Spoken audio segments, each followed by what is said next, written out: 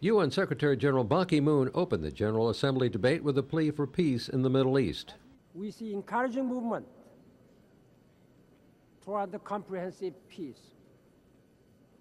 Working with the Quartet, we will do everything possible to help bring negotiations to a successful conclusion. President Barack Obama drew the loudest applause from the delegates of the world body when he talked about a Palestinian state. Those who long to see an independent Palestine must also stop trying to tear down Israel.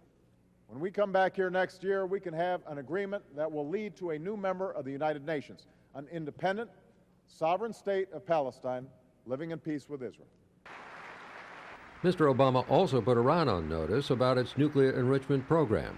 Iran is the only party to the NPT that cannot demonstrate the peaceful intentions of its nuclear program. And those actions have consequences.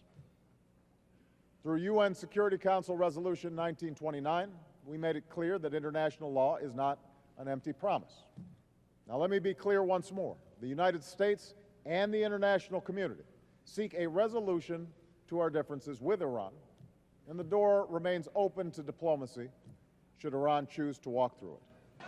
There were dramatic demonstrations outside the UN against Iran's president, while inside, Mahmoud Ahmadinejad claimed the 9/11 attacks were an inside job orchestrated by the United States.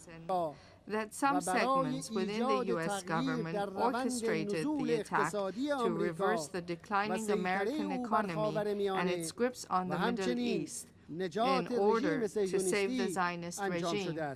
The U.S. and several other delegations walked out. Later, the Iranian leader thumbed his nose at UN-imposed sanctions and demanded the U.S. recognize Iran's right to use nuclear power. The sanctions, he said, haven't affected Iran. We feel that the time for threats and sanctions have ended because they have failed. It is time that the United States respects other people to recognize their rights. The war of words between the U.S. and Iran is not any indication that another round of UN sanctions. So far, they have not deterred Iran from building new plants needed to process uranium that could eventually be used for a bomb.